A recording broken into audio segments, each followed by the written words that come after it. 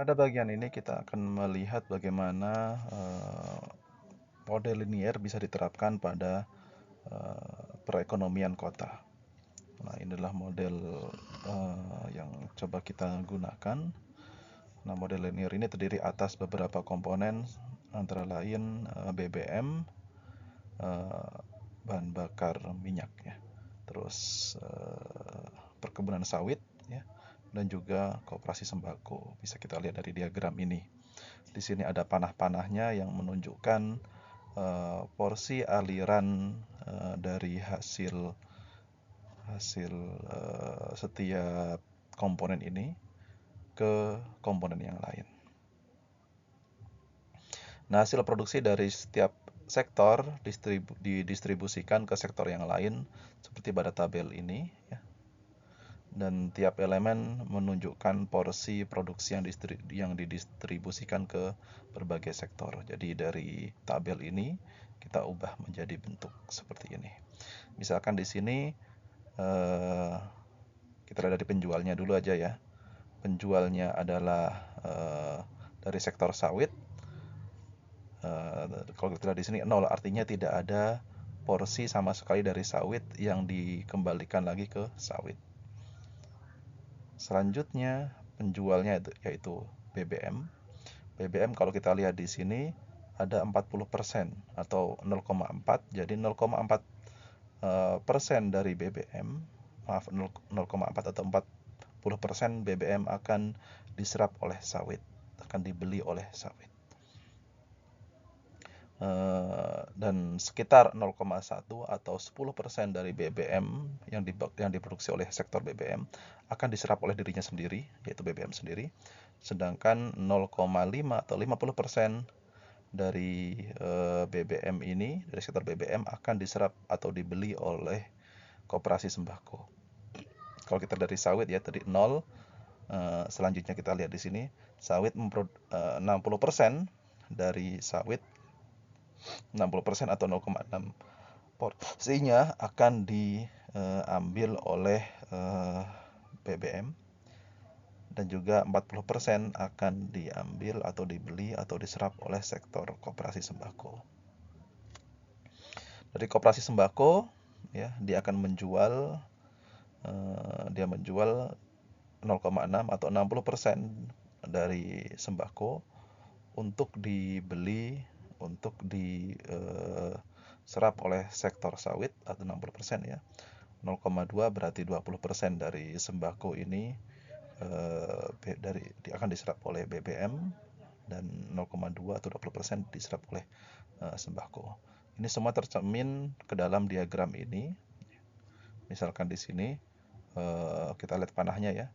BBM ke dirinya sendiri 0,1. Kita lihat di sini BBM ke dirinya sendiri 0,1, artinya hasil produksinya akan diserap 1% oleh dirinya sendiri. Sedangkan kita lihat panah yang lain, ya, 0,4, 40% akan diserap oleh sawit, dan di sini sisanya 50% akan diserap oleh koperasi sembako. Seperti itu. Di sini saya akan ulangi sekali lagi terkait bagaimana kita menganalisis per kolom, ya.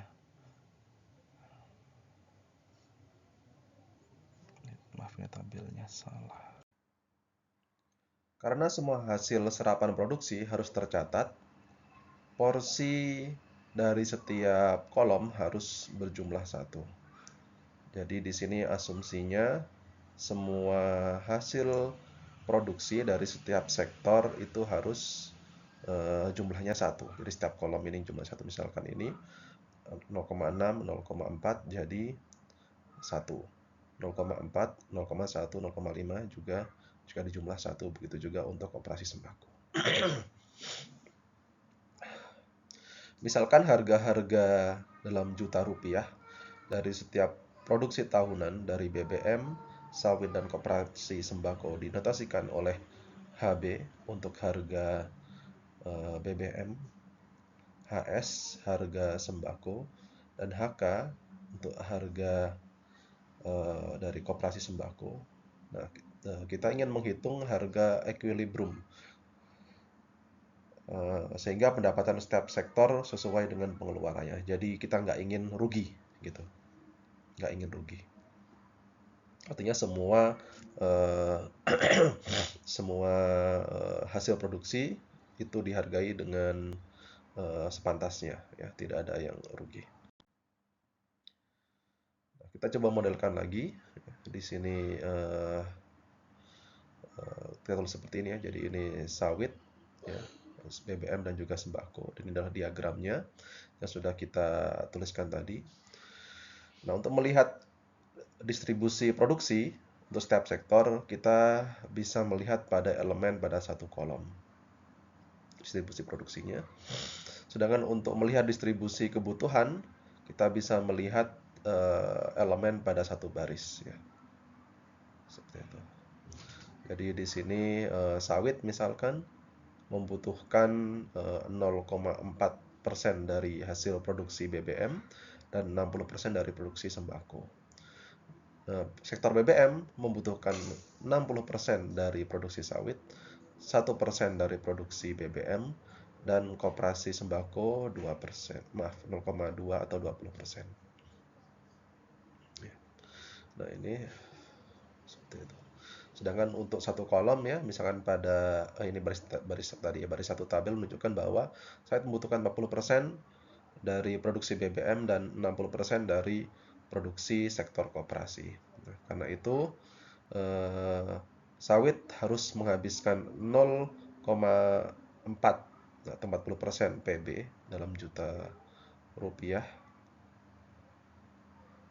untuk membayar koperasi biaya BBM dan 0,6 PK. Ini ada sedikit perubahan notasi ya. Tadi sebelumnya pakai H, sekarang pakai P.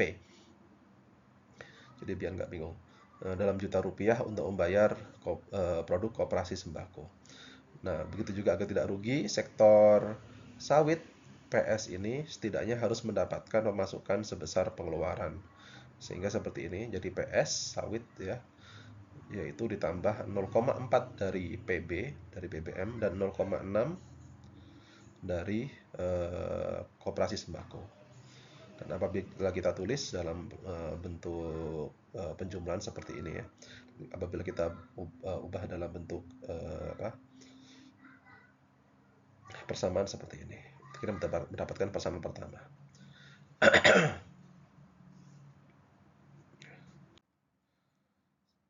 Sekarang kita lanjut untuk kebutuhan BBM. Untuk BBM seperti ini kita lihat di baris yang kedua. Baris yang kedua menunjukkan BBM membutuhkan 60% dari hasil produksi sawit, 60%, 20% dari koperasi sembako, dan 10% dari produksinya sendiri. BBM juga butuh 10% dari dirinya sendiri. Oleh karena itu, agar tidak rugi, sektor BBM atau PB ini dengan biaya PB ini setidaknya harus mendapatkan pemasukan sebesar pengeluarannya, ya, yaitu PB sama dengan 60% PS dari sawit, 10% dari BBM, dan 20% dari koperasi sembako. Nah, kita tulis seperti ini, sama dengan 0, ya, dalam bentuk persamaan linear. Mendapatkan persamaan yang kedua.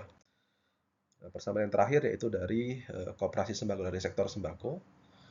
Koperasi sembako, analisis kebutuhan koperasi bisa dilihat pada tabel baris yang terakhir, baris ketiga, yang menunjukkan koperasi sembako membutuhkan 40% dari produksi sawit, 50% dari produksi sektor BBM, dan 20% dari hasil produksi dari dirinya sendiri. Jadi ada yang diserap oleh dirinya sendiri.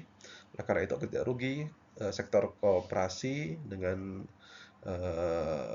biaya PK ini setidaknya harus mendapatkan pemasukan sebesar pengeluarannya, seperti ini. Dan apabila kita tuliskan dalam bentuk persamaan linear seperti ini, minus 0,4, 0,5, 0,8, dan juga sama dengan 0 ya. Ini persamaan terakhir 3. Ketiga persamaan tersebut akan kita gabungkan untuk kita modelkan. Jadi modelnya seperti ini, ada persamaan 1, 2, dan 3. Dan apabila kita ubah dalam bentuk matriks akan seperti ini. Kita augmentasi di sini, sehingga nolnya akan kita masukkan. 1 dari PS, ya, koefisien dari PS, minus 0,4 dari PB, 0,6 dari minus 0,6 dari sini, ya. Minus 0,6 juga untuk PS, untuk yang baris kedua, 0,9 dan juga minus 0,2 dan seterusnya. Sekarang kita coba sederhanakan matriks ini, ya, dengan ya, membuatnya menjadi, kita sederhanakan, ya. Pertama, baris 2, ya, baris 2 ini sama dengan baris 2 ditambahkan 0,6 dari baris 1. Jadi 1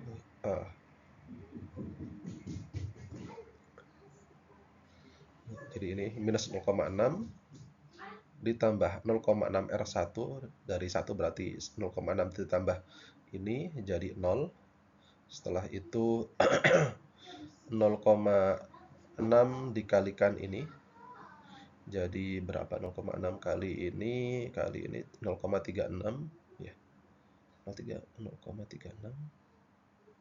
Maaf, 0,24, ya. Minus 0,24 ditambah 0,9 berarti tinggal 0,66 dan juga ini 6 dikalikan minus 0,66 jadi 0,6 akan jadi 0,36 ditambah minus 0,2 jadi 0,56, begitu juga, dan 0 tetap saja, ya, tidak berubah. Ini, ya. 0,6 dari mana, ya? Kita coba menyederhanakan persamaan ini.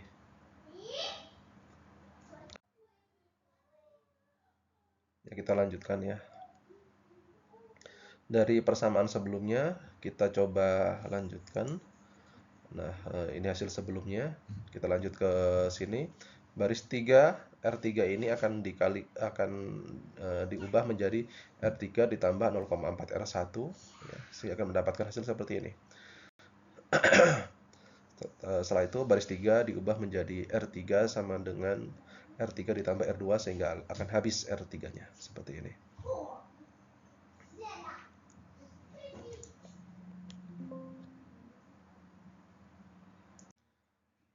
Dari hasil penyederhanaan sebelumnya kita lakukan penyederhanaan lebih lanjut. Di sini kita bagi dengan 0,6 sehingga akan mendapatkan seperti ini. Dan baris 1 akan kita ubah seperti ini. Jadi berdasarkan ini perubahan, ini adalah transformasi penyederhanaan matriks biasa, ya. Seperti itu, sehingga akan menghasilkan terakhir baris seperti ini. Dan akan kita ubah menjadi bentuk jadi bentuk pecahan, ya. Jadi bentuk persamaan yang paling sederhana akan seperti ini. Jadi persamaan akhir dengan input biaya produksi koperasi. Jadi PK ini akan jadi biaya produksi koperasi yang tadi di awal akan menjadi input. Jadi karena semuanya saling tergantung, maka ya otomatis kita ambil salah satu sebagai referensi. Di sini kita gunakan PK sebagai referensi. Jadi kita lihat bahwa PS, ya, 1 PS dan ini adalah PB dan ini adalah PK. Minus 0,9393 berarti PS sama dengan 0,9393 PK, atau kurang lebih kalau bisa kita buat dalam bentuk pecahan 31/33 dari PK. Nah, salah, ini PS, ya, maksud saya ini PS. Begitu juga yang ini, ya, PB, DPB. Oh ya, maaf saya, ini PB, ya. PB ini harganya yaitu 28/33 dari PK. Seperti itu.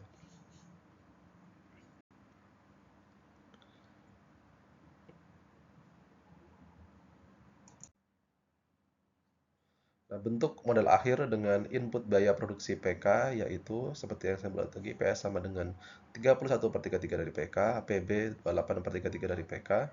Dengan model tersebut, misalkan biaya produksi dari koperasi 66 juta, maka biaya produksi sawit setidaknya harus 62 juta, dan biaya produksi dari BBM totalnya yaitu setidaknya 56 juta untuk dijual, ya. Seperti itu.